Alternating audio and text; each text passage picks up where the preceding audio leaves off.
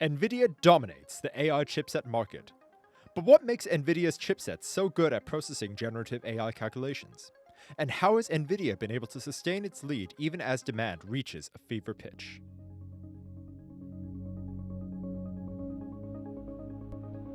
Before GPUs really took off, most of the processing was done on CPUs, right? From the likes of those from Intel, AMD, and others.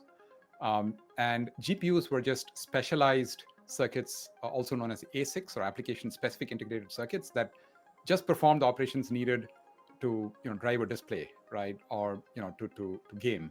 That's Anand Raghunathan, Silicon Valley Chair Professor of Electrical and Computer Engineering at Purdue University. He says that as computers evolved to display more complex graphics on screen, GPUs like those made by Nvidia got their start by being more efficient than central processing units, or CPUs, at handling the required calculations. You have a lot of these objects or pixels that you're trying to perform the same computations on all of them in parallel. And so GPUs really were designed as throughput computing machines, right, to process lots of data in parallel with high throughput. So what does that mean in practice? Rather than occupy the CPU with a lot of smaller, simpler calculations, hive the calculations off to a dedicated graphics unit that can perform many of those simple calculations at the same time. If you're trying to plow a farm, you need, one oxen is much better than 1,000 chickens.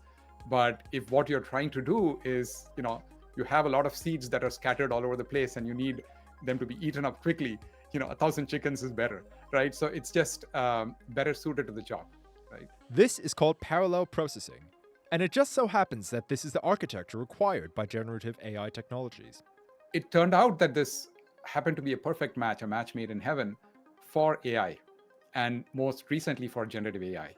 Because AI workloads, essentially driven by deep neural networks or deep learning, are largely composed or dominated by regular matrix linear algebra operations, matrix and tensor computations, and they perfectly match the architecture of GPUs.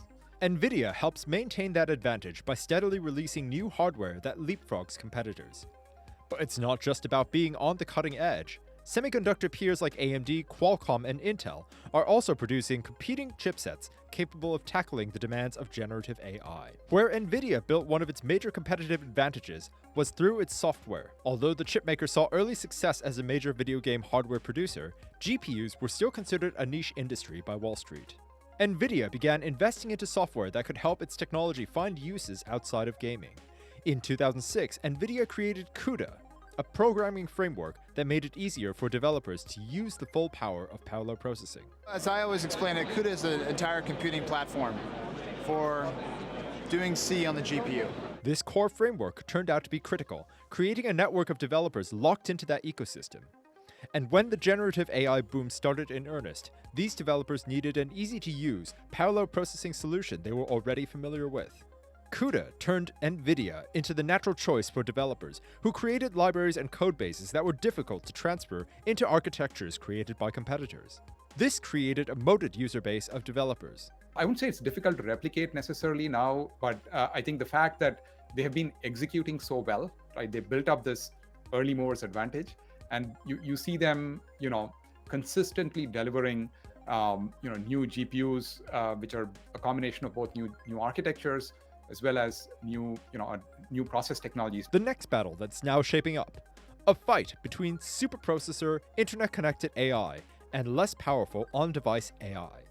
The huge dominant position that NVIDIA has in the data center space is not necessarily true in the edge space. So from that perspective, I see that as a pretty interesting space, just in terms of the market dynamics and the number of players and scope for maybe new entrants or change. For Investors Business Daily, this is Mike Truong.